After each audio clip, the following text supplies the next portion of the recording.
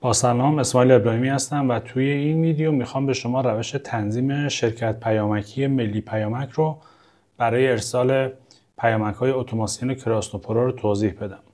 شما به دو صورت میتونید پیامک‌هاتون رو از طریق شرکت ملی پیامک ارسال کنید. یکی حالت تبلیغاتی است که مخصوص خطوطی است که به اکانت شما متعلق هستند و یکی حالت خدماتی است که از خطوط اشتراکی خدماتی شرکت ملی پیامک میتونید ارسال و بلک لیست داشته باشید. هرچند شما میتونید اون خطای تبلیغاتیتون رو با طی کردن یه سری مراحل اداری به خط خدماتی یا ارسال و بلک لیست تبدیل کنید.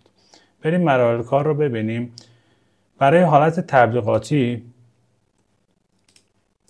شما باید شرکت پیامکی رو روی ملی پیامک خط تبلیغاتی قرار بدید. نام کاربری و کلمه عبور هم همون اطلاعاتی که باهاش وارد پنل ملی پیامکتون میشید.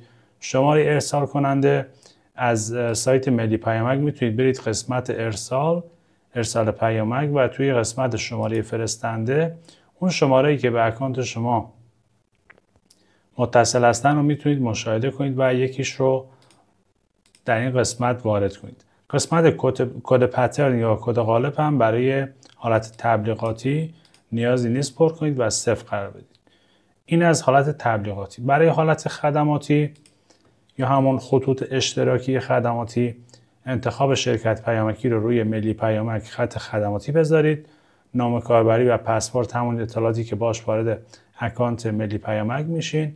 شماره ارسال کننده اینجا به صورت اتوماتیک توسط ملی پیامک تعیین میشه و باید 0 قرار بدید. کد پترن یا قالب هم از منوی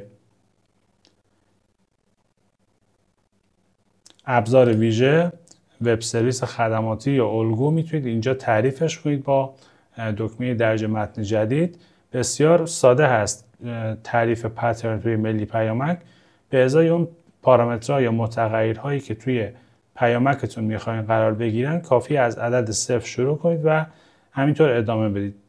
مثلا توی این پترن 3 تا متغیر میتونه قرار بگیره که از 0 شروع شده تا عدد 2.